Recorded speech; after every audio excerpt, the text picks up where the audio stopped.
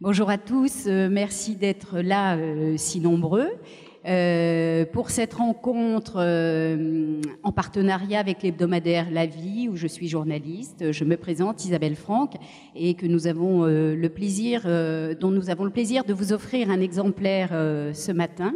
Alors cette rencontre est dans le cadre de Culture et Foi, une association initiée en 1966 par le Père Scharf que nous avons le plaisir d'avoir parmi nous ce matin et qui est orchestrée aujourd'hui par le frère Samuel Rouvillois qui est juste à côté du Père Scharf. Nous sommes là ce matin pour parler du pouvoir et de comment la Bible influence Shakespeare. Vous avez vu sans doute que Shakespeare est à l'honneur cette année dans la programmation du festival et notamment avec un merveilleux Roi Lear mis en scène par Olivier Py que nous avons le plaisir d'avoir avec nous ce matin. Olivier Py, je ne sais pas si on le présente encore, donc comédien, poète, directeur du Festival d'Avignon et donc metteur en scène d'un Roi Lear truculent, bouleversant, passionnant de bout en bout, 2h40 de pur plaisir, de pur bonheur et d'intelligence, du beau théâtre comme on l'aime. Je vous encourage tous à y aller. Et puis, pour la partie biblique, si je peux dire plus particulièrement, nous avons avec nous Philippe Lefebvre, dominicain, professeur à l'université de Fribourg, spécialiste de la Bible et que les lecteurs de La Vie d'ailleurs connaissent bien. Voilà, maintenant je vous laisse la parole. Qui commence? Philippe?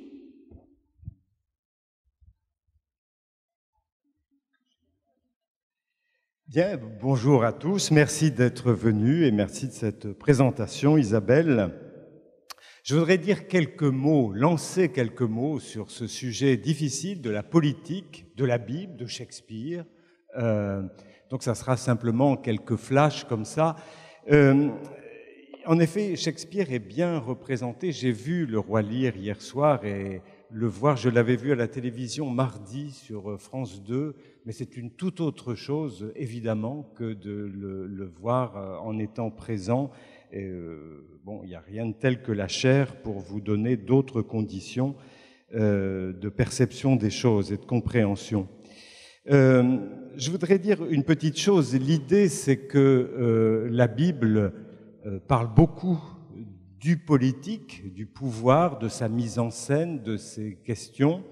Et je crois que la Bible habite beaucoup l'œuvre de Shakespeare, même si elle n'est pas souvent nommée. Il y a eu, dans le Roi Lear, il y a les 10 commandements qui sont évoqués de manière explicite, mais il y a, je crois, tout un arrière-fond des racines bibliques permanentes et qu'il est bon de temps en temps de rappeler. Et je voudrais ajouter aussi qu'à l'époque de Shakespeare, dans le monde francophone, les textes bibliques qui sont les plus liés au pouvoir, qui représentent le pouvoir, la royauté, etc., à partir du XVIe siècle, XVIIe siècle et ensuite encore, beaucoup de pièces de théâtre ont des sujets bibliques. Et dans les livres bibliques qui sont les plus explicitement des livres qui nous présentent le pouvoir, le livre des juges, les livres de Samuel, les livres des rois, sont extrêmement présents au XVIe siècle. Pour les gens du XVIe siècle, la Bible, c'est avant tout théâtral, c'est une matière de théâtre. Alors, il ne faut pas faire projeter sur la Bible notre époque, etc. Cela dit, si vous lisez ces livres, livres de Josué, Juges, Samuel, Roi en particulier, pas seulement cela, mais c'est vrai qu'il y a ce que j'appellerais un potentiel visuel, une sorte d'affleurement du théâtre dans des textes qui ne sont pas prévus pour être des pièces de théâtre à proprement parler. Mais il y a beaucoup de choses qui appellent la mise en scène dans le texte biblique. Donc au XVIe siècle, il y a énormément d'auteurs qui représentent David, donc Durier, Jean de la Taille, la belle pièce sur les Gabaonites, le Saül furieux, les Juifs de Robert Garnier, beau texte, tout ça très, très en lien. Puis après, au XVIIe siècle, il y a Racine, Athalie et Esther, les deux grandes pièces bibliques, qui d'ailleurs se retrouvent ici ou là dans les pièces non bibliques. Il y a une sorte d'interaction entre les pièces inspirées de l'histoire ou de la mythologie grecque et la Bible. Donc c'est intéressant de voir que la théâtralisation est peut-être inhérente au pouvoir. En tout cas, quand on en parle, quand on réfléchit sur la question du pouvoir, le théâtre n'est jamais loin. Je voudrais ajouter aussi que la politique, c'est une grande affaire dans la Bible. La Bible, c'est pas du tout une sorte de truc personnel, de chemin intimiste, de spiritualité ou de je sais pas quoi, toute chose qui m'intéresse personnellement pas tellement, mais c'est plutôt une réflexion profonde sur ce que c'est que le pouvoir, qu'est-ce que c'est qu'une cité, comment vivre ensemble, d'où vient la légitimité. Donc la Bible, c'est sa grande affaire, la question du politique. Il n'y a pas de solution toute faite dans la Bible. Il y a plus un débat qui est amorcé, ça c'est la manière biblique.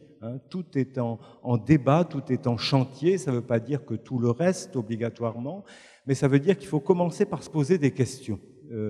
Et on en pose beaucoup, et avec beaucoup de force, beaucoup de virulence parfois dans la Bible. Pour moi, la caricature politique naît dans la Bible, c'est une évidence, dans l'Ancien Testament. Tous les puissants de ce monde qui se prennent quelque chose, alors là, la Bible les tourne en ridicule, avec truculence, avec grossièreté quelquefois.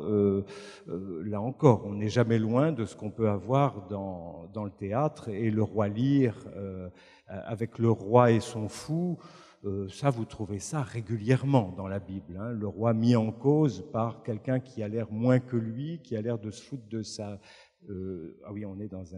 qui a l'air de se fiche de lui. Ça, c'est quelque chose de très biblique. Dans le Nouveau Testament, Jésus est un impertinent politique de première catégorie. Je ne sais pas si vous l'avez vu, mais lisez l'évangile de Luc, chapitre 13. On dit un jour à Jésus, Hérode, le roi Hérode voudrait te voir. Et Jésus rétorque, allez dire à ce renard que moi je poursuis mon chemin et j'ai rien à faire avec lui et que dans 3 jours j'arrive au but. Et il ajoute, Jérusalem, Jérusalem, comme j'aurais voulu rassembler tes enfants, comme une poule rassemble ses poussins. En 2 versets contigus, successifs, vous avez le renard Hérode et la poule Jésus. Mais c'est une poule, il ne faut pas qu'on l'emmerde parce qu'elle va au but, vous voyez. C'est comme dans l'Apocalypse, c'est un agneau, mais un agneau qui rugit. Donc là encore, il ne faut pas trop l'embêter.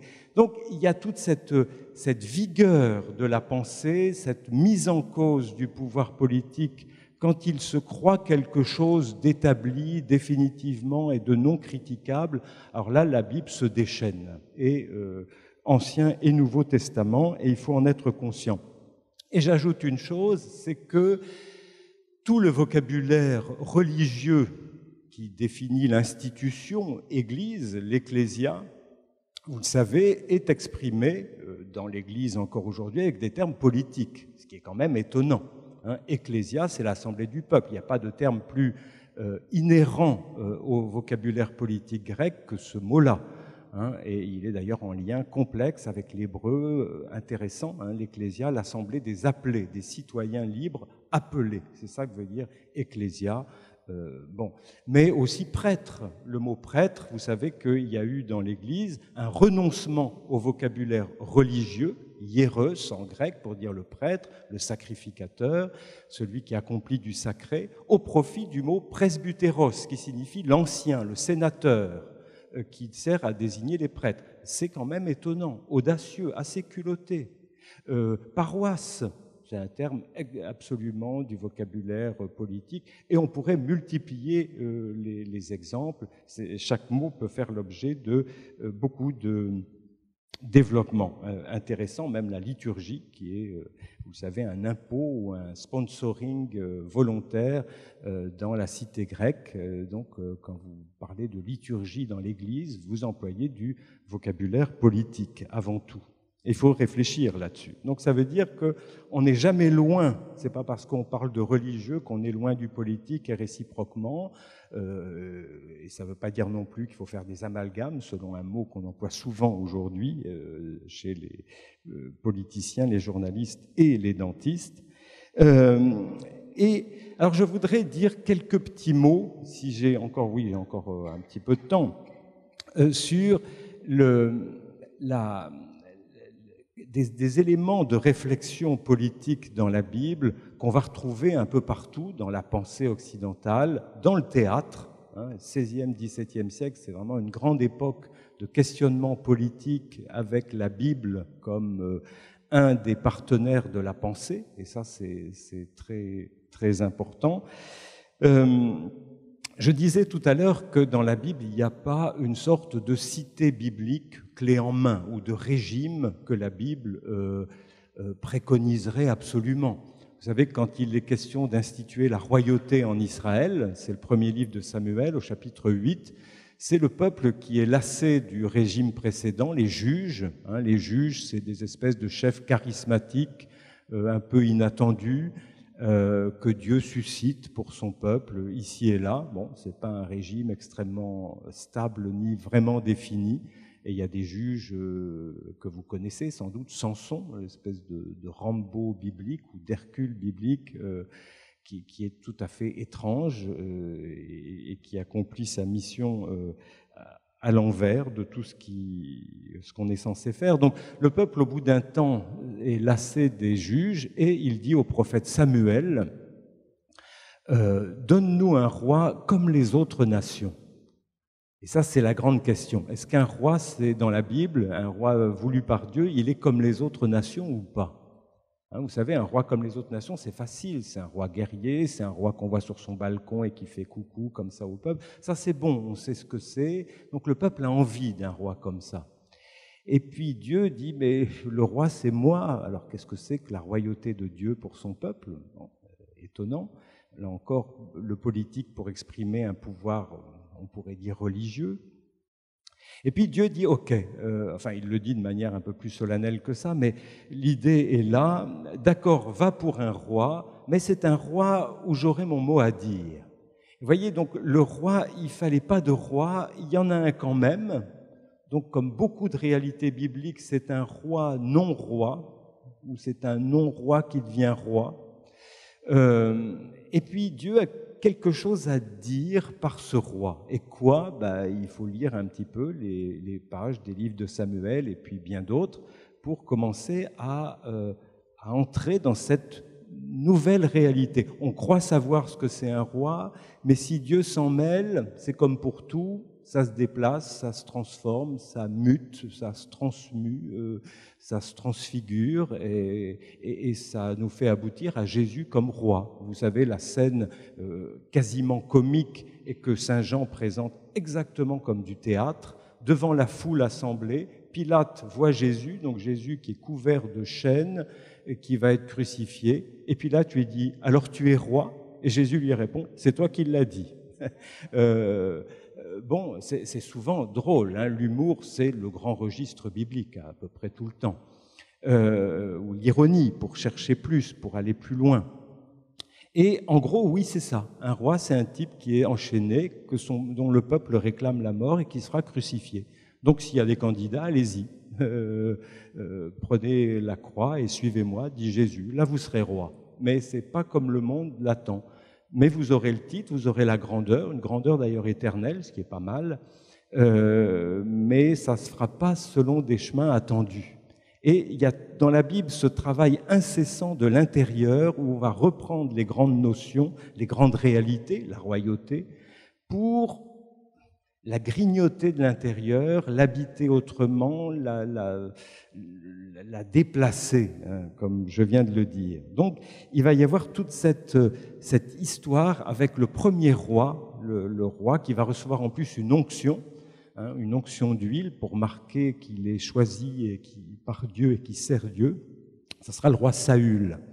Et Saül, pour moi, c'est une sorte d'archétype du roi. Il y a des traits saüliens dans le roi Lear et puis dans d'autres rois. On a beaucoup dit chez les biblistes, d'ailleurs, qu'il y a quelque chose de shakespearien chez Saül, ou il y a quelque chose de biblique chez les héros shakespeariens, les rois shakespeariens. Bon, Saül, c'est un type, c'est très intéressant son histoire. Il faut lire ça, 1 Samuel 9 et la suite. Un garçon de ferme qui cherche des ânesses perdues et qui se retrouve roi à la fin. Il ne retrouve pas les ânesses, qui retrouvent toutes seules leur chemin, mais il devient roi. Et il rentre à la maison comme ça. Et c'est un grand garçon qui, on sent, il n'est pas tout à fait préparé pour faire ça. Et puis très vite, Saül va dire, d'ailleurs de manière assez ingénue, « Je préfère écouter le peuple que Dieu. » Parce que le peuple, il veut un roi comme ci, comme ça, comme on sait, comme on a dans Gala ou toutes sortes de journaux.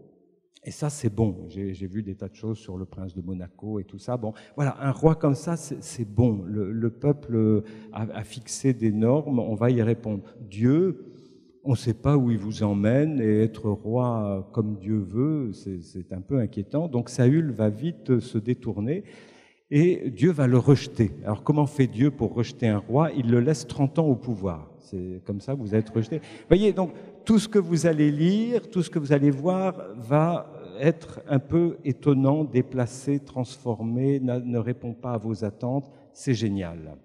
Et Dieu va faire grandir à l'ombre de Saül un autre roi qu'il s'est choisi, complètement inconnu, qui n'appartient pas à la famille de Saül, qui sera David. Et ça, c'est intéressant aussi. Pour savoir ce que c'est un roi, il en faut plusieurs. Un seul, ça suffit pas. Et il n'en faut pas seulement plusieurs de rois, Saül, David, Salomon, les successeurs, mais il faut aussi tout un personnel autour des rois. Par exemple, le prophète Samuel, c'est lui qui donne l'onction à Saül et l'onction à David, dans des scènes d'ailleurs magnifiques, étranges, étonnantes. 1 Samuel 9 et 10, 1 Samuel 16 pour David, qui est pour moi l'ancêtre de la scène des couturiers. Vous savez, comment ça s'appelle quand des couturiers présentent leur collection? Il y a un défilé. Donc le Jessé de Bethléem fait défiler ses fils devant le prophète Samuel, qui choisit, qui regarde, qui dit le premier, il est grand, il est beau, il est fort, ça doit être lui. Et Dieu dit non, c'est pas comme ça que je choisis mes rois. Puis finalement, il y a le petit dernier qu'on n'a pas pensé à inviter, qui est David, ça sera lui le roi. C'est une scène extrêmement drôle, extrêmement dense, où beaucoup de choses sont dites sur ce que c'est qu'un roi et sur ce qu'il n'est pas.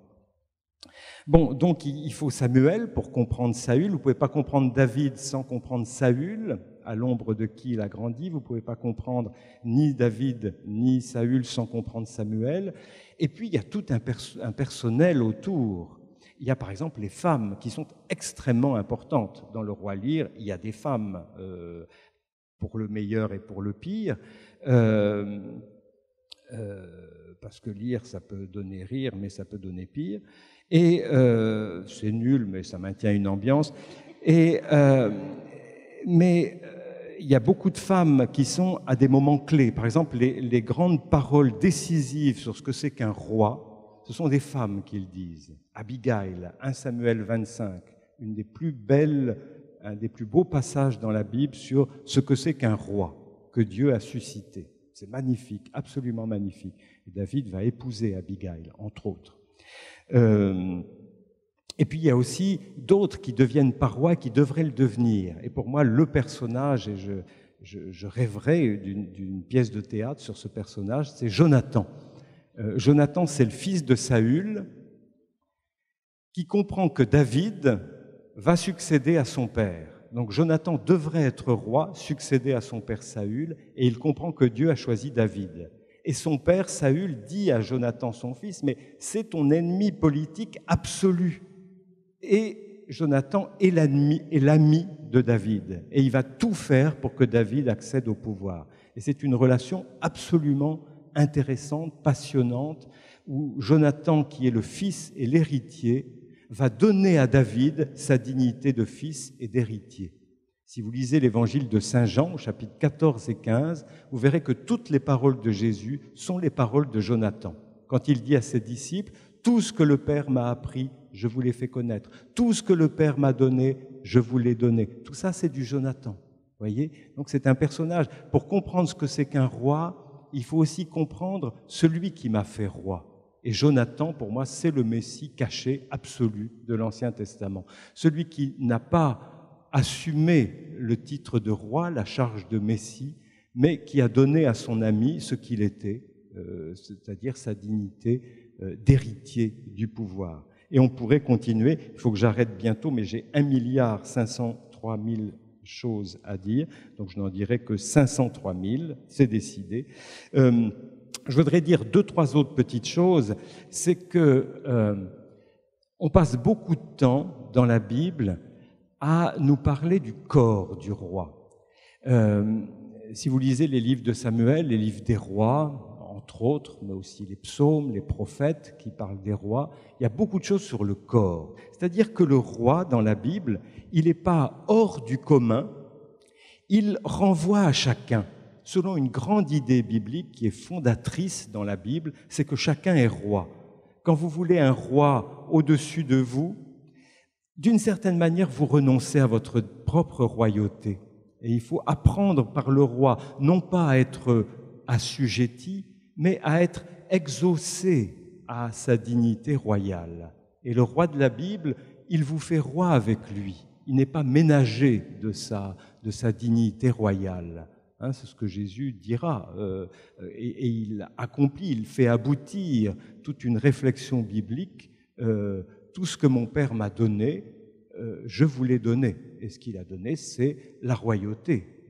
Donc, frères et sœurs du roi, ça c'est un thème peut-être trop méconnu chez les chrétiens, par exemple, mais entrer dans une dignité royale, c'est ça pour moi la vie chrétienne. C'est-à-dire, avec tout ce que ça veut dire de, justement, ma dignité vient d'un autre, elle m'a été donnée, ce que je suis m'est donné, ce qui fonde ma dignité.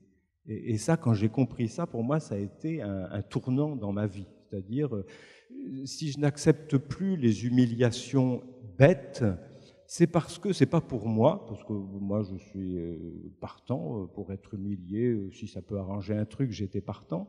Mais je me suis dit, je vais arrêter de faire ce petit jeu parce que c'est indigne de ce que je suis.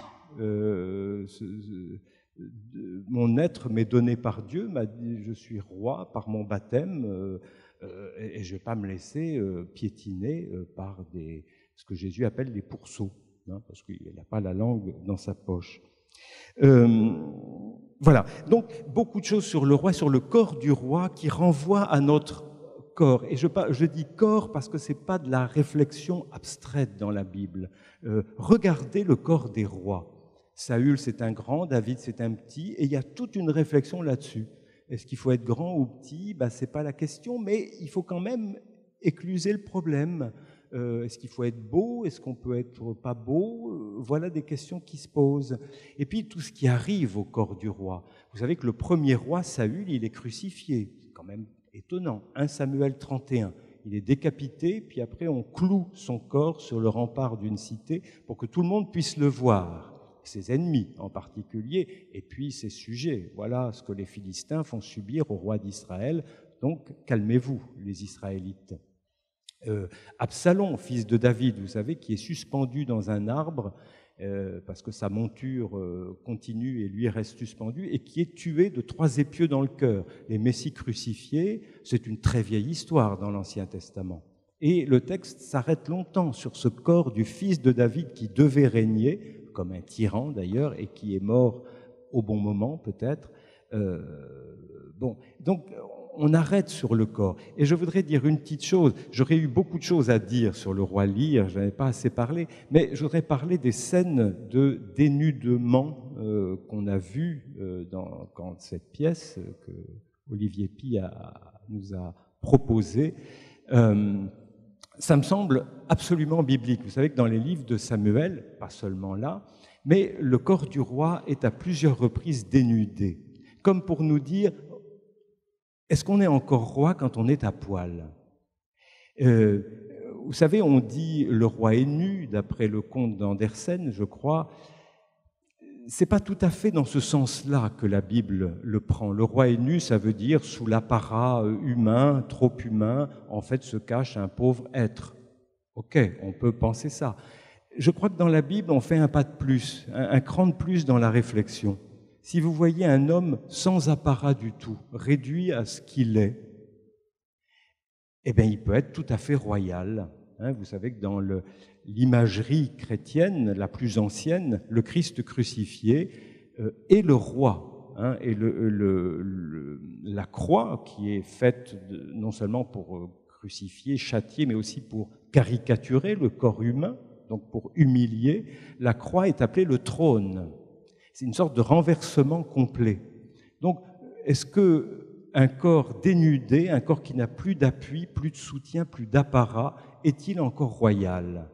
Alors, on va mettre à poil Saül, si j'ose dire, par exemple à la fin de 1 Samuel 19, sous la motion de l'Esprit du Seigneur, Saül il a trouvé un plus fort que lui, qui est l'Esprit de Dieu. Et Saül tombe par terre et il se dénude et il reste comme ça un jour et une nuit. Est-ce que le corps de ce grand homme très impressionnant, vous voyez, l'Esprit le met par terre. Et c'est peut-être ça qui est bien pour lui, comme le dit le Magnificat. Il renverse les puissants de leur trône. Ça, c'est souvent le salut pour les rois.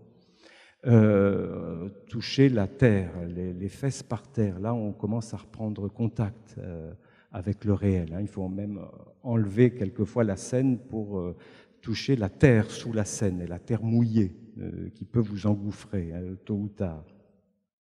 Et puis David, je voudrais terminer là-dessus, mais à part quelques rebondissements tout à l'heure de la conversation, mais une très belle scène de David, c'est dans 2 Samuel 6.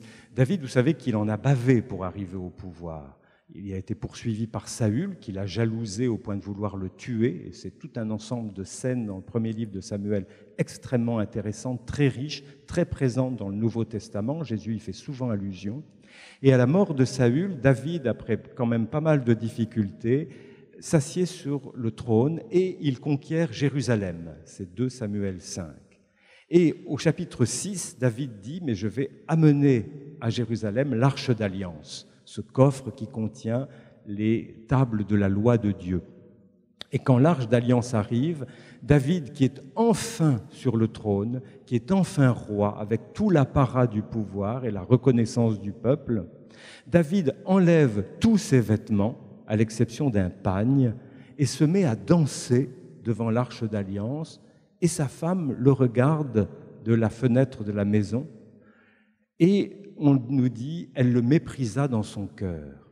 Et quand David rentre à la maison, sa femme lui dit cette parole, et je vous la livre, parce qu'elle se retourne, comme tout dans la Bible. Elle dit à son mari, « Comme il s'est glorifié aujourd'hui le roi d'Israël, lui qui s'est révélé qui s'est découvert aux yeux de ses servantes, comme se découvre un homme de rien. » Alors c'est une parole extrêmement humiliante, et c'est pour moi le credo messianique le plus complet de l'Ancien Testament.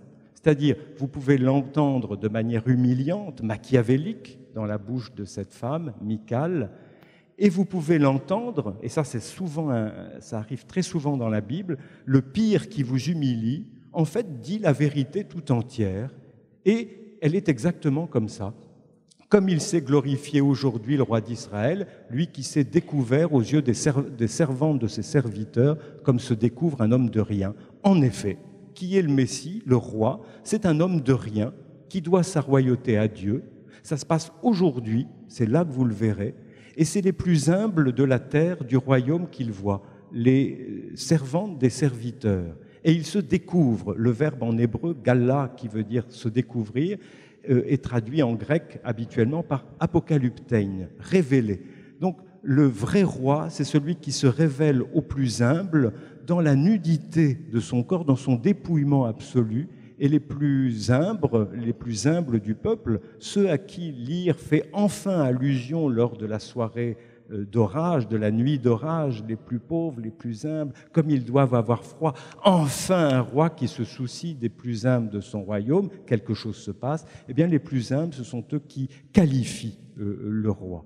Et ça, c'est une réflexion politique, je pense, promises à un bel avenir si on va dans ce sens. Merci beaucoup Philippe. Là on comprend.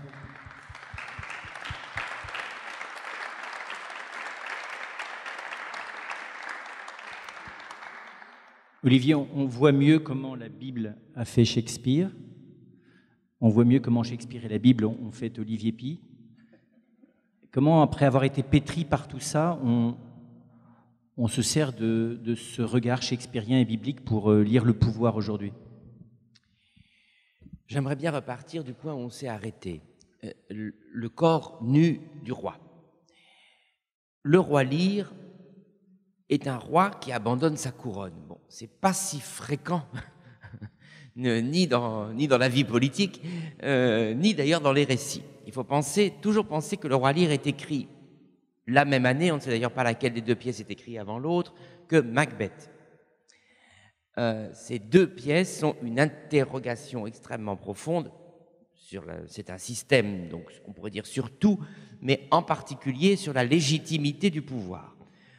Ces deux pièces posent une question très simple. Qu'est-ce qui fait qu'un roi est un roi? D'où ça vient? Alors, immédiatement, on dit, eh bien, la couronne, c'est-à-dire l'image, et effectivement, son vêtement signifie sa royauté. D'un côté, vous avez Lear qui veut savoir qui il est, ou qui il serait s'il n'était pas roi, et surtout s'il est toujours roi quand il n'est plus roi. Et ça, c'est fondamental pour lui, parce qu'en menant cette expérience, il va pouvoir atteindre à la légitimité du roi. C'est la raison pour laquelle, au cœur de la tempête, il est dans un état d'intelligence supérieure. Comme on dit, il est fou, mais fou au sens d'Érasme, c'est-à-dire il est dans un état d'intelligence pure et sa parole devient pleine. Il est dégagé de toutes les obligations de parole sociale, notamment celle du pouvoir, et il peut accéder à sa propre parole. Il y a deux choses qui sont particulièrement fortes dans ces moments de délire. La première, c'est sa méditation sur la légitimité du pouvoir, qui tient en une phrase complètement idiote comme ça. Le chien montre les dents et le vagabond fuit. Bon, ça c'est probablement une des plus grandes méditations sur le pouvoir que Shakespeare ait jamais faite. C'est la raison pour laquelle je l'ai un tout petit peu détaillé dans la traduction, parce que c'est pas évident. Donc il faut lire beaucoup de notes pour comprendre ce que ça veut dire. Ce que ça veut dire, c'est très très simple, et je le détaille pratiquement. J'ai fait plus qu'une traduction à cet endroit-là, j'ai fait un petit peu d'analyse. On peut mettre une couronne à un chien, et si on met une couronne à un chien, ce chien est le roi. Donc il n'y a pas de légitimité, et certainement pas de légitimité divine. Évidemment, la question de la légitimité du roi nous ramène toujours à la question de Dieu.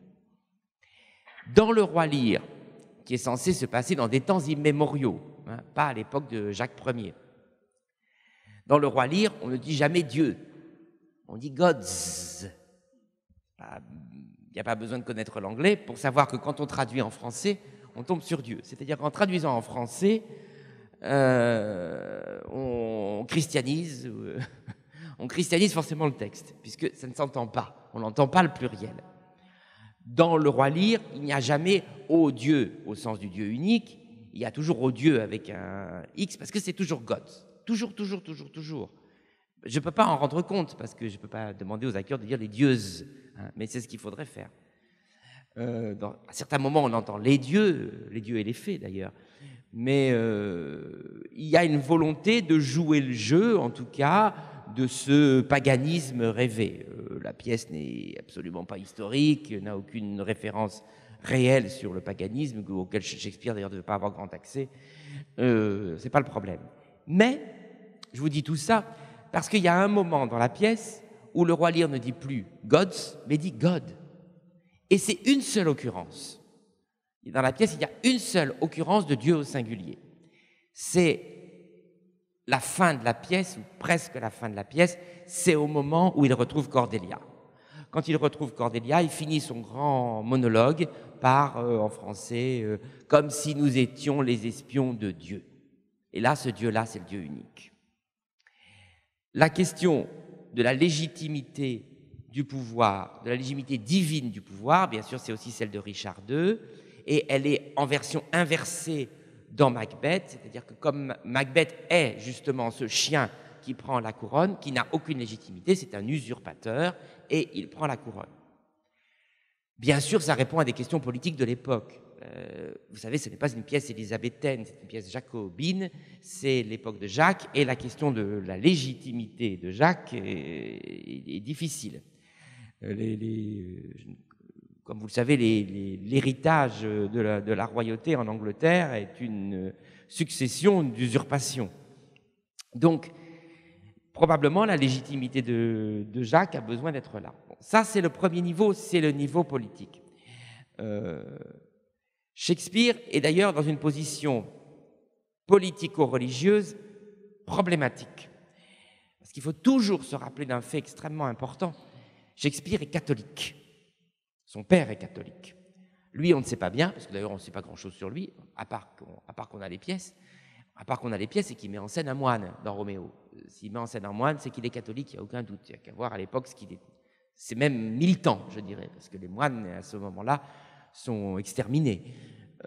Il est catholique. Mais il est catholique aussi au sens de la catholicité, du catholicos, de l'universel. Il appelle son théâtre le Globe, et appeler son théâtre le Globe, c'est du pur prosélytisme catholique. Ça veut dire qu'il vise l'universel. À l'époque où, au contraire, la religion anglicane va se mettre en place, avec l'idée d'une religion nationale, et d'ailleurs même plus que nationale, insulaire. Alors, il est mal à l'aise parce que par contre il croit et il veut défendre la légitimité de Jacques.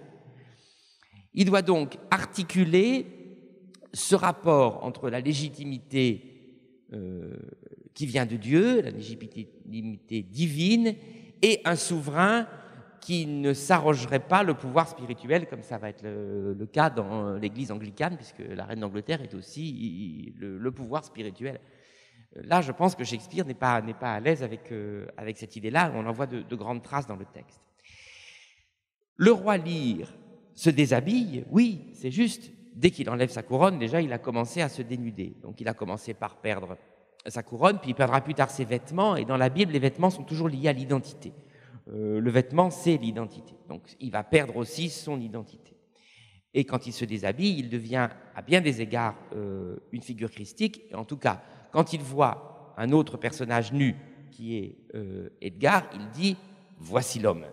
Donc là, il cite littéralement, lequel Edgar, d'ailleurs, en ayant ressuscité son père par la force du théâtre, lui dit « Lève-toi et marche ». Et là, c'est absolument littéral. Les citations sont très, très présentes. Mais il est très, très juste de repérer que c'est au moment où il est nu, dénudé dans la tempête, qu'il devient véritablement roi, dans le sens qu'il s'intéresse à ses sujets. Jusque-là, il ne s'intéressait qu'à lui. Ce qui est très étrange, c'est qu'on pourrait dire que l'expérience spirituelle de Lear, perdre la couronne pour voir si on a encore la couronne ou si on a une autre couronne, ou si on a la couronne de l'amour, elle fonctionne.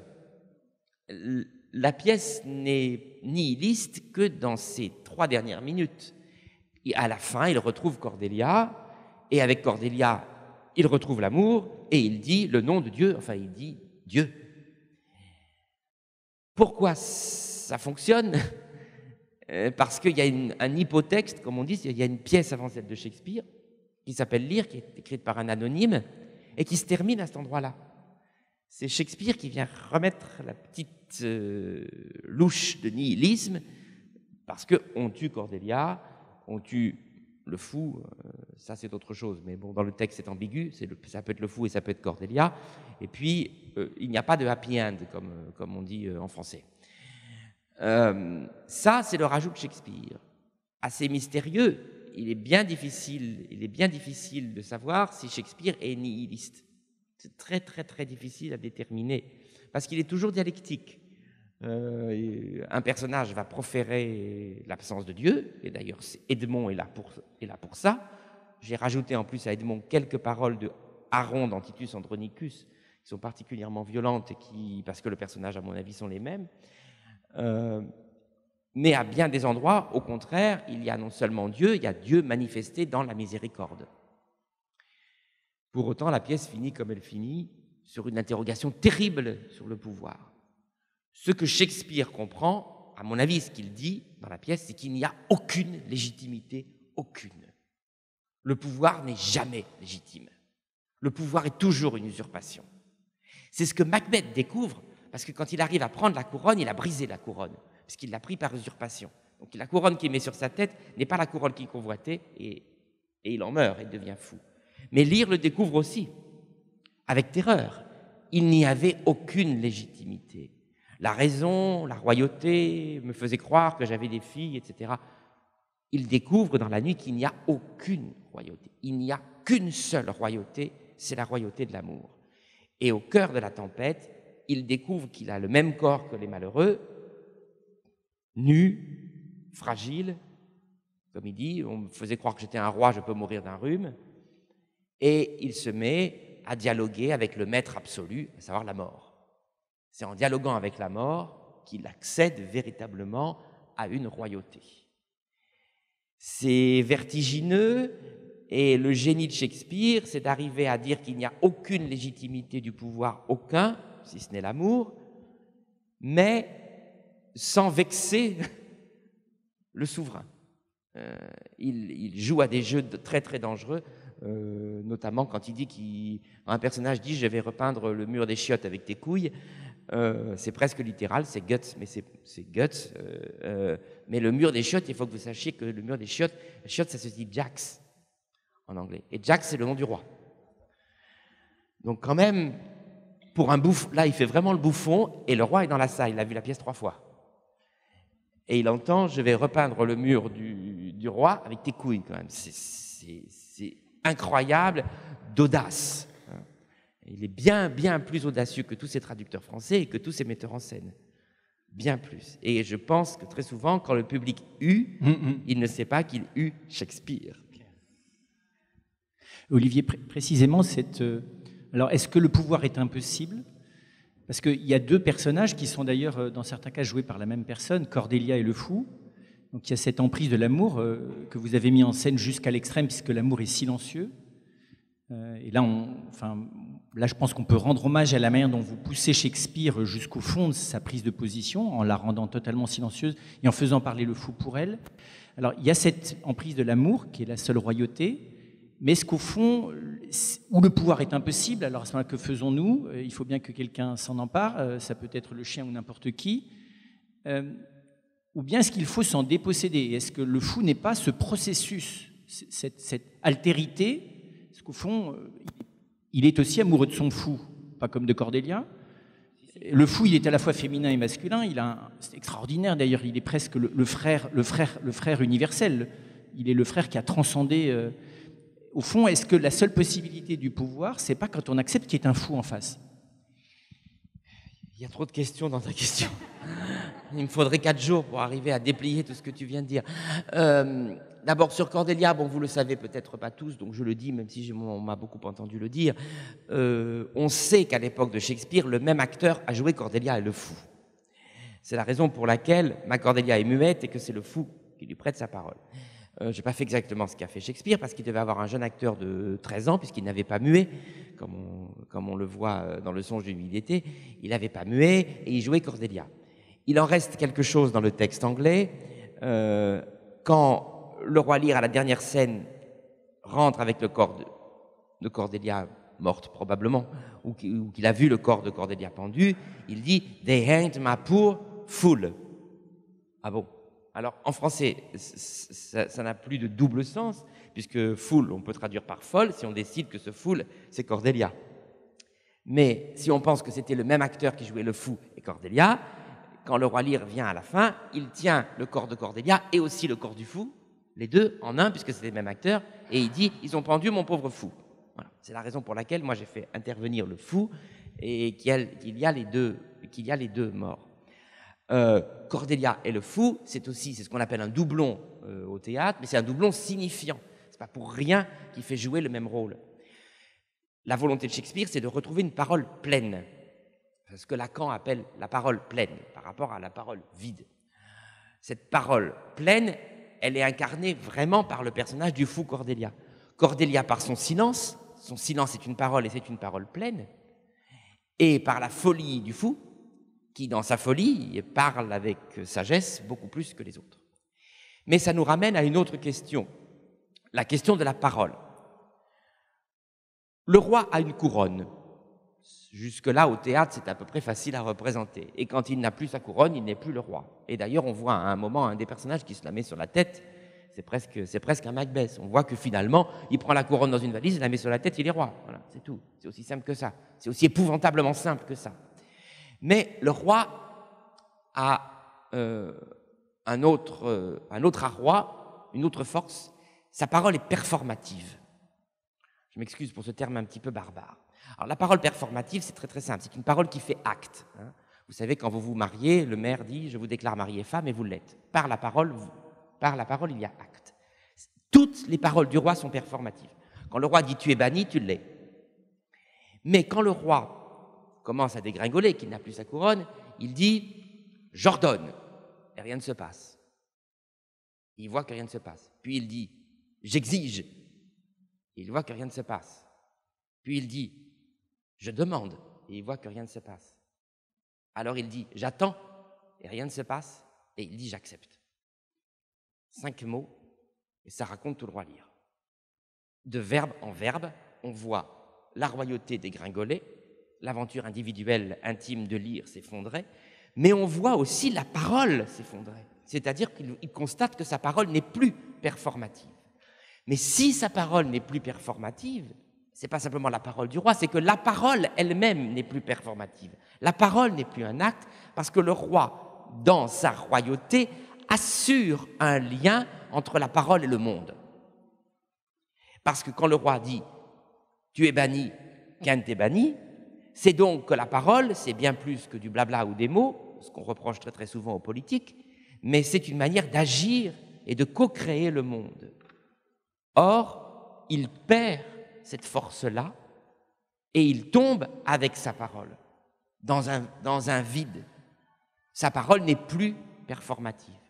Ça renvoie évidemment à une question politique, mais ça renvoie aussi à une question de théâtre.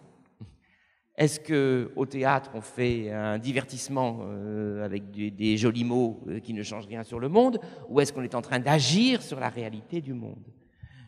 Cette déclinaison de verbe en verbe, malheureusement, est aussi une terrible prophétie sur ce qu'allait devenir la parole dans le XXe siècle. Et surtout ce qu'allait devenir la parole dans le jeu des politiques. Si aujourd'hui nous disons aux politiques « vous n'agissez pas », nous leur disons aussi « vous ne parlez pas ». Votre parole est vide, car pour un politique, agir et parler, c'est la même chose. Le problème, ce n'est pas tellement qu'ils n'agissent pas en acte, c'est qu'ils ne parlent pas et que leur parole est vide.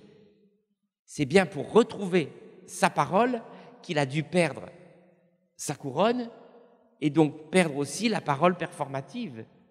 Mais pour retrouver alors une autre forme de parole performative qu'on appelle la vérité, que Shakespeare appelle la vérité. Et ce sont les derniers vers de la pièce. Il faut dire ce que nous ressentons, what we feel. Il faudrait traduire feel plus profondément que ressentir. J'ai choisi une autre voie, mais c'est ça, et non pas ce que nous avons à dire.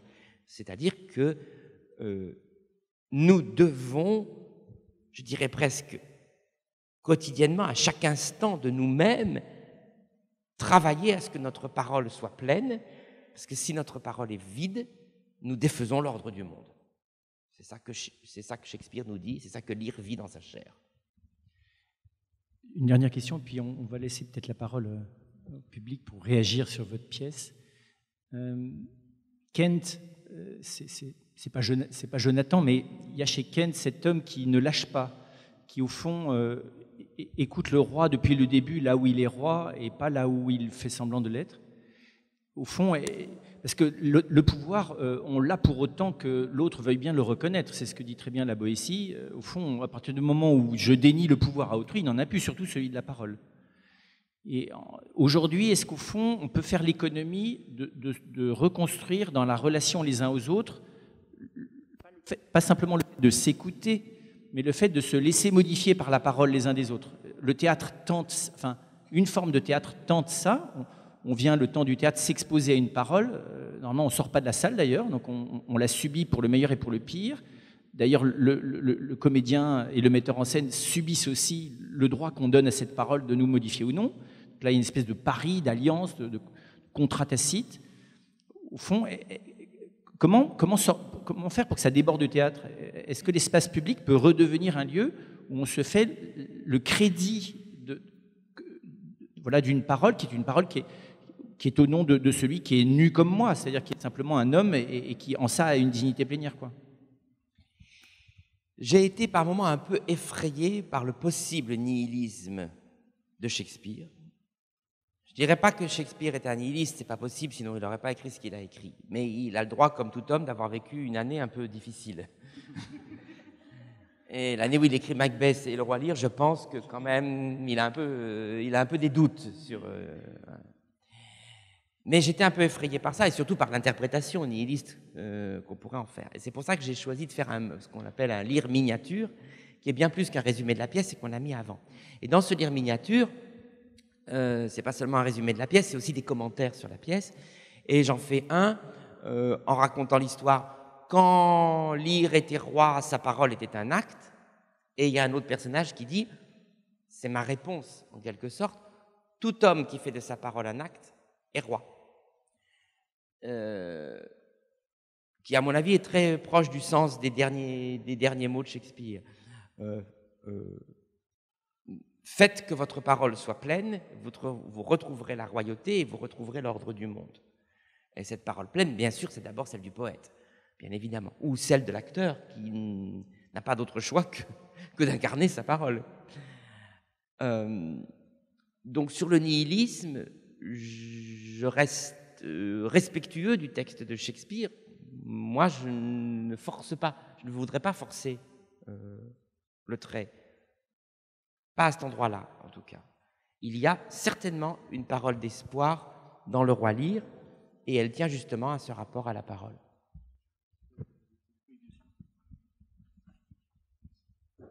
Oui, je voudrais ajouter quelque chose sur ce thème central. En fait, c'est un axe de la parole. Je pense que dans la réflexion politique, au théâtre, dans la Bible, il y a ce rapport à la parole. C'est-à-dire, est-ce que la parole, est-ce qu'elle connaît encore ses cheminements? Et c'est ça, entrer dans la vérité de la parole, la substance de la parole. C'est-à-dire, je connais les cheminements de la parole. Ou bien, est-ce que c'est une parole vide, c'est-à-dire quelque chose que j'édicte du haut de moi-même? Mais non, la parole, elle est toujours, par exemple, dans la Bible, dans les livres des Proverbes, on nous dit toujours, un roi doit être entouré de conseillers. C'est-à-dire que sa parole, elle doit être brassée avec autre chose qu'elle-même. Si vous regardez l'histoire de David, la belle scène d'Abigail dont je parlais tout à l'heure, 1 Samuel 25, David a décidé un jour de tuer un de ses ennemis. Il n'est pas encore roi, enfin il a été oint, mais il est poursuivi par le roi Saül. Il a une paire de compagnons avec lui, mais la vie est dure. Bon. Et il y a un gars qui devait le payer, Nabal, et qui ne paie pas David, qui ne lui donne pas de nourriture. David dit à ses hommes, armez-vous, on va aller chez Nabal, on va le tuer, lui et tous les mâles de sa maison. Tous les hommes de sa maison, le texte hébreu dit « tout ce qui pisse au mur bon, », qui disparaît dans nos traductions, parce que c'est moins coulant. Bon, et donc, en étant sur le chemin avec cette idée, et vraiment on souligne, le texte souligne, c'est un très beau jeu de scène d'ailleurs, il descend une vallée pour aller chez Nabal, et la femme de Nabal entend dire par ses serviteurs, les serviteurs sont toujours très importants dans la Bible, ils jouent un peu le rôle du fou dans la pièce de théâtre, les serviteurs, il faut toujours les écouter, ce qu'on ne fait pas toujours d'ailleurs.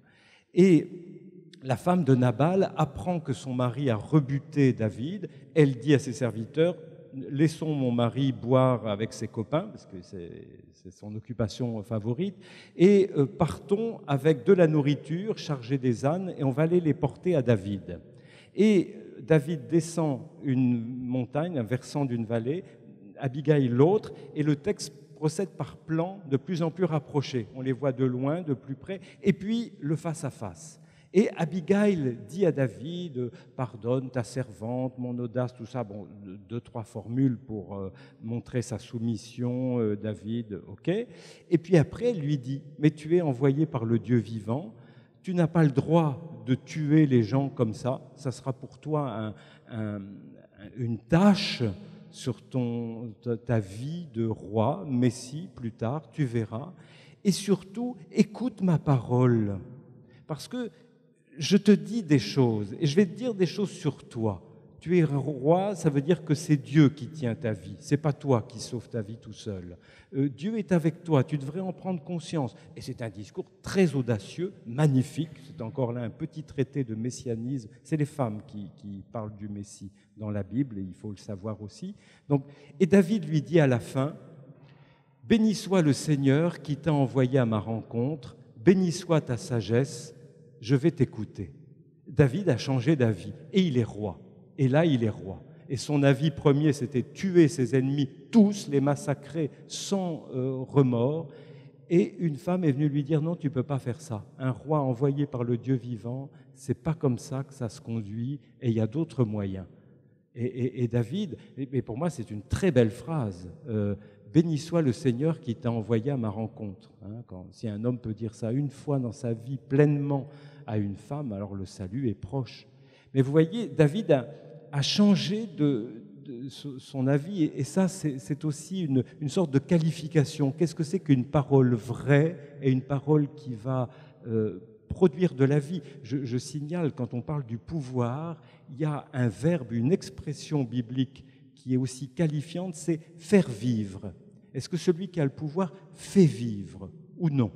Et faire vivre, ça veut dire, est-ce que sa parole produit du fruit et ça fait vivre un peuple nombreux? C'est ce qu'on répète dans la Genèse. Ça. Voilà, je voulais simplement dire ça. À vous la parole, ceux qui ont vu le spectacle. Olivier Pied a évoqué la figure de l'usurpateur qu'on trouve en effet à plusieurs reprises chez les rois de Shakespeare. C'est le cas de Macbeth, évidemment, mais c'est aussi le cas de Richard III. C'est le cas dans Hamlet aussi, évidemment, de Claudius, qui est un usurpateur. Et ce qu'on observe, c'est qu'à chaque fois qu'un usurpateur prend le pouvoir, il se produit d'immenses désordres. Non seulement des guerres civiles, mais également des désordres surnaturels, comme c'est dans le cas justement dans Macbeth. Et on voit bien donc que l'usurpation, cette prise illégitime du pouvoir, va à l'encontre de l'ordre naturel, et même surnaturel. Et ma question donc c'est, est-ce que finalement le point de liaison aussi entre Shakespeare et la Bible, ce n'est pas Aristote, c'est finalement lui-même qui évoque cette question d'ordre naturel. Et le désordre naît justement de non-respect de l'équilibre initial et aristotélicien. Oh là là, il nous faut un colloque de 3 ans et demi pour comprendre le concept de nature chez Shakespeare. C'est vraiment, il y a des pages et des pages, j'ai lu 2 thèses là-dessus, c'est infini. Bon, Edmond se moque de la croyance en l'astrologie de son père. Déjà, Shakespeare a changé d'avis, puisque dans Roméo, on voit qu'au contraire, il croit à ce moment-là à l'astrologie. Croire ou ne pas croire à l'astrologie, c'est vraiment une question de son temps. Une question d'aujourd'hui d'ailleurs aussi peut-être. En tout cas, il se trouve qu'on date le roi Lear de 1607, parce qu'on sait que dans le ciel, il y a eu une éclipse de lune et une éclipse de soleil, et que c'est justement ce que cite Gloucester. Ça, c'est ça qui nous permet de dater la pièce. Cette éclipse de lune et éclipse de soleil, qui sont peut-être d'ailleurs Gloucester et le roi Lear lui-même. Le concept de nature, il est très étrange chez Shakespeare parce qu'il va du système cosmique, dans lequel d'ailleurs une éclipse serait une rupture de l'organisation du monde, ça se discute sur le plan astrologique, mais enfin, le soleil qui disparaît, on comprend que pour un homme de son époque, ça soit quelque chose d'un peu inquiétant. Et il va jusqu'au plus intime dans les relations humaines, car si une éclipse, c'est pas naturel pour Shakespeare, par contre, l'amour d'un fils pour son père, ça, c'est de l'ordre de la nature. Bon, ça se discute aussi. Aujourd'hui, on pourrait dire que c'est une construction culturelle, l'amour du fils pour le père et du père pour le fils. Pas pour Shakespeare. Pour Shakespeare, c'est le signe même d'un dérèglement cosmique. Enfin, c'est ce que dit Gloucester, et peut-être ce que dit Shakespeare, mais immédiatement, Edmond dit le contraire. C'est nous qui imaginons qu'il y a dans le ciel le dérèglement que nous sommes les seuls à produire. Donc, c'est le problème avec Shakespeare, c'est qu'il est dialectique. Et à ce moment-là, dans un jeu de mots assez complexe à traduire, Edmond dit « Ah, ces éclipses ont accordé le désaccord », c'est-à-dire qu'il utilise le mot d'accord musical pour parler de l'accord au sens politique, en quelque sorte. Et il fredonne « Fa, sol, la, mi », qu'on entend, on est très ému d'ailleurs, nous, parce qu'avec le piano, on joue la musique que Shakespeare a écrite, parce qu'on joue Fa, sol, la, mi. On se demandait quel Fa, sol, et quel Fa, quel Mi, quel Sol, et comment. Mais enfin, en réfléchissant un peu, on a vu ce que c'était. Il dit Fa, sol, la, mi. Et les musiciens découvrent que Fa, sol, la, mi crée un accord de quarte ou un triton qu'on appelle à l'époque de Shakespeare le diabolus in musica. Quand Edmond dit Fa, sol, la, mi, il dit il y a du diabolus dans cette musique et dans l'accord du monde, un désaccord est en train de se mettre en place. Ce désaccord, d'ailleurs, répond à la question de la musique. À la fin du Roi Lear, quand le fou demande de la musique, c'est que Shakespeare croit profondément, et à mon avis il n'a pas tort, à la musicothérapie. Il pense que la seule chose qui peut rétablir la conscience de Lear, c'est la musique, et par la musique, l'harmonie et l'accord harmonique. Voilà, je sais que je ne peux vraiment pas répondre à votre question, puisque c'est un sujet immense. Aristote, probablement. Je ne suis pas certain, on n'est pas tout à fait certain qu'il ait lu Aristote. Comme on n'est pas tout à fait certain, d'ailleurs, sur le plan de l'Ancien Testament, de savoir ce que Shakespeare a pu lire. Il y a évidemment des citations, mais elles peuvent être de seconde main. Je suis certain que Shakespeare ait tenu dans sa main un Ancien Testament. Et puis on a dit de lui qu'il lisait ni le grec ou très peu de latin. Par contre, on sait qu'il a lu Montaigne et Érasme. Ça on le sait parce qu'il y a des citations littérales. Voilà, le concept de nature chez Shakespeare est un concept de l'accord général. Tout doit aller avec tout, et quand tout commence à désaccorder, le désaccord a été accordé. Je vous ai écouté avec beaucoup d'attention. Je suis impressionné par la qualité de l'exégèse de la Bible et de Shakespeare. Moi, je ne suis qu'un... J'ose paraphraser Peggy en disant que je suis qu'un chrétien de la paroisse commune, de la commune espèce. Et je constatais qu'il est aussi difficile de bien comprendre ce que Dieu nous dit à travers la Bible, sauf en vous fréquentant régulièrement, en essayant de s'instruire, d'être beaucoup plus cultivé que nous le sommes, et aussi difficile pour la Bible que pour Shakespeare. Et alors je me demande si, moi je suis venu à cette réunion, c'est Foi et Culture, si cette réflexion ne met pas en relief également une autre réalité, c'est que la religion, les religions, les systèmes politiques, l'organisation sociale, les institutions sont souvent, et ont été souvent, des obstacles à la découverte de ce que Dieu veut nous dire. Et donc, quand on se réfère aux évangiles, par exemple, quand on suit Jésus, on a l'impression que vraiment il s'adresse à tout le monde. Quand on écoute des gens comme vous, des gens qui font cet effort, et je vous en remercie infiniment, hein, attention, ce n'est pas une critique, j'ai l'impression que tout le monde ne peut pas comprendre, tout le monde ne peut pas suivre, parce qu'il y a une étape antérieure, qui est celle de la foi, qu'il faut avoir. Alors, ma question est la suivante: comment, à travers une exégèse aussi minutieuse, aussi audacieuse, aussi poussée, ou à travers une analyse aussi approfondie du théâtre, on arrive tout de même à mettre en relief ce qui est le plus important pour nous, c'est-à-dire comment communiquer la parole de Dieu, comment faire parler, comment communiquer notre foi à d'autres.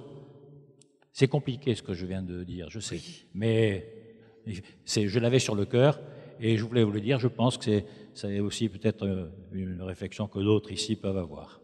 Merci. Je suis bien incapable de répondre à votre question, à vos questions. Je crois qu'en tout cas, Shakespeare nous propose quelque chose, c'est de considérer calmement et même joyeusement, parce qu'on ne s'ennuie pas forcément au théâtre, pendant 2 heures et demie, que nous sommes mortels. Voilà. S'il n'avait fait que ça, il aurait déjà atteint le sommet de la littérature. C'est pas pour rien que le roi Lear montre le mot rien à un aveugle en lui disant lis ça, c'est un défi à la littérature. Shakespeare nous recommande absolument de considérer que nous sommes mortels. Pas pour se désespérer d'être mortels, pas du tout, mais parce qu'il n'y a que dans la lumière de la mort que nous pouvons trouver l'ouverture, l'humilité à l'amour, la véritable intelligence ou la véritable connaissance. Et bien évidemment, la lumière de la vie. Vivre, on ne commence à vivre, on ne commence à naître que quand on construit enfin un dialogue avec le maître absolu qui est la mort. Moi, je peux dire que dans ma vie, ça a été Shakespeare. Celui qui m'a mis face à ma mort, c'est pas Freud, c'est d'abord Shakespeare. Voilà, donc je ne sais pas quoi dire d'autre, si ce n'est qu'il faut continuer à lire et aimer Shakespeare. Je dis un petit mot aussi sur ce que vous avez dit, est-ce qu'une institution fait obstacle ? Moi, ce que j'ai appris dans la Bible, c'est une institution ne vit vraiment que quand elle va de pair avec ce qui la critique et avec son contraire. Et ce n'est pas du tout dire « alors il ne faut plus d'institution ». Si, il faut instituer, organiser, avoir des repères, etc. Mais il faut avoir un fou à côté, où il faut avoir ce qui remet en cause cette institution, toujours. Et c'est toujours un peu brinque-ballant. Et c'est ça peut-être le mouvement de la vie. On rêve quelquefois de l'institution avec un grand I, même avec un grand H, parce que ça doit être une institution, et on a toujours fait comme ça, oui, sauf quand on ne l'a pas fait. Par exemple, pour le théâtre, on a toujours dit il n'y avait pas de théâtre juif dans l'Antiquité. On a retrouvé, il y a quelques décennies, une pièce juive, une des plus anciennes pièces qu'on a, sur la sortie d'Égypte, une pièce d'ailleurs tout à fait politique, par fragments, sur Moïse sortant du pouvoir de Pharaon, le roi d'Égypte. Donc, il n'y avait pas de pièce de théâtre chez les Juifs, sauf quand il y en avait. Voyez, donc, on est toujours dans ce dialogue, et c'est pour ça que le roi et le fou, quand le fou est vraiment à la hauteur, ou bien Tom, dont le nom, vous savez, et ça Shakespeare devait le savoir, puisque l'évangile de Jean ne fait que le répéter. Tom, c'est Thomas. Thomas, dont le nom signifie jumeau. Il y a des jumeaux au milieu de cette pièce. C'est ce fou vagabond, Tom, le pauvre Tom et le pauvre Lear.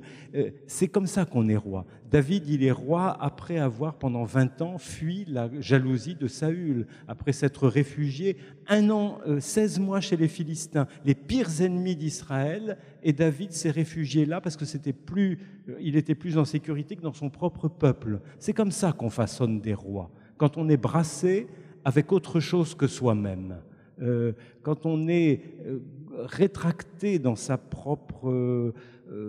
propre monde, dans sa propre piété, par exemple, ça mène à rien, ça mène à une parole vide. Quand on est brassé avec autre chose, on est obligé de découvrir que la royauté ne dépend pas uniquement de signes extérieurs de royauté ou d'institutions, etc. Puisqu'on a la chance d'avoir avec nous le Père Chave qui est allé voir, l'autre soir ensemble, on est allé voir le Roi Lear. Père Chave, c'est le 69e festival, enfin c'est votre 69e festival. Donc on était tous encore dans les reins d'Abraham, presque, quand vous avez commencé. Voilà, on va vous demander ce que vous en avez pensé, vous, du Roi Lear, parce que je sais que vous avez été absolument attentif pendant 3 heures, que ça ne devait pas être rien. Bien, un seul regret, c'est qu'il n'y ait pas plus de monde, malgré le peu de place qui reste ici, dans cette salle, pour vous entendre tous les deux. Parce que je pense que beaucoup d'éclairages ont été donnés et qui choquaient au début. Moi, j'ai été choqué, par exemple, en me disant quelle est la vraie traduction. Parce qu'il y avait quand même pas mal de dégringolades dans le texte. J'étais peu fier d'être un homme qui était très emmerdé. C'est le seul mot qui convient, je crois, à tous les autres, à tout le vocabulaire qui est employé. Mais hormis cela, j'apprécie vos 2 interventions à tous les deux. Merci beaucoup. C'est simplement pour demander si vraiment on a une illustration de ce que vous disiez sur la parole pleine de Lacan. C'est le roi se meurt, plus rien n'obéit. Il parle et plus rien n'obéit. Donc il n'est plus roi. Et au fond, personne n'est roi quand la parole échappe. Je crois que vous l'avez parfaitement expliqué. Peut-être rappeler qu'il y a des tribus, je crois que c'est en Nouvelle-Bretagne, où le roi parle, il dit la loi tout le temps, mais personne ne doit l'écouter, parce que précisément sa parole ne doit pas avoir déficience pour qu'il ait une véritable autorité. Donc il raconte la loi toute la journée, et surtout personne n'a le droit de l'écouter. Il me semble que la plupart du temps, le lecteur ou le spectateur est du côté de lire avec beaucoup de compassion sur tout ce qui lui arrive. Et moi, il me semble que lire commet 2 fautes originelles et presque impardonnables. La première fois, qui lui demande de quitter le pouvoir de cette façon-là, sur un critère aussi fragile et aussi aberrant que celui de l'amour filial et surtout de la manière de le dire. Parce que, là, il se trouve qu'il est roulé dans la farine par Goneril et Regan et que le discours que dans le texte, petite réplique de Cordelia, mesurée, modérée, qui est une parole juste et de vérité, ne lui convient pas et le voilà évidemment commettant un acte de délégation tragique qui va tourner contre lui et contre le royaume. Deuxième faute, à mes yeux, il dit « Je ne suis plus roi, je résigne ma charge, mais je prends 100 chevaliers et je vais aller habiter tour à tour chez la reine, à qui, en principe, j'ai délégué tous les pouvoirs. » Or, pour moi, ces 100 chevaliers sont considérables. C'est une puissance, c'est un pouvoir, c'est du bruit, c'est une garde prétorienne, c'est une cour. Imaginez Benoît XVI résignant sa charge, donnant tous les pouvoirs à François et disant « je garde 100 cardinaux ». Bon, donc là, il y a quelque chose qui me dérange, qui fait qu'il ne joue pas juste avec ses filles, même si les dames Goneril et Regan sont d'horribles mégères, je vous le concède. Et je termine en disant, imaginez aujourd'hui un roi, entre guillemets, enfin disons un grand chef de parti politique qui se retirerait en adoubant sa fille et en lui disant, naturellement je suis de côté, maintenant je suis dans la coulisse, mais qui ensuite interviendrait constamment dans ce qu'elle fait, voire la maudirait et lui chercherait noise de toutes les façons. Enfin, vous voyez ce que je veux dire? Donc, seriez-vous d'accord éventuellement avec moi pour dire que lire commet des erreurs, voire des fautes dans sa façon de ne plus vouloir gouverner tout en gouvernant? Freud a dit « Cordelia, c'est la mort ». C'est une parole assez énigmatique. Vraiment, personne n'avait dit ça avant lui. Donc, l'erreur la plus fondamentale de lire, c'est de ne pas entendre la parole silencieuse de Cordelia. C'est de croire qu'il va pouvoir mourir à lui-même en restant en vie, quitter le pouvoir en gardant le pouvoir, ne plus être roi en étant toujours roi, ne pas faire son rôle de père en restant père. Il refuse d'entendre la parole du silence. Cordelia, c'est la mort, dit Freud. Et je pense que Shakespeare aurait été assez d'accord avec ce que dit Freud de son personnage. Mais quand Freud nous dit Cordelia, c'est la mort, il change complètement l'image que nous avons de la mort. Cordelia n'est pas un squelette effroyable, bien au contraire. Elle est celle qui permet une vérité par son silence. La grande faute de Lear, la plus incompréhensible, c'est qu'ils n'entendent pas ce silence. Qu'ils n'entendent pas que quand Cordelia se tait, il s'agit bien d'une pure parole d'amour, qui est de le ramener à sa mort, qui est de lui dire « tu es mortel », car c'est une très grande parole d'amour. Et il commet cette faute. On est en empathie avec lui. Oui, c'est vrai, parce qu'on commet tous cette faute, tout le temps. Nous n'entendons pas le silence de Cordelia qui, en se retirant de la parole, donne une véritable valeur à la parole. Comme on l'a fait aujourd'hui, c'était merveilleux. Merci beaucoup, je dois partir. Merci.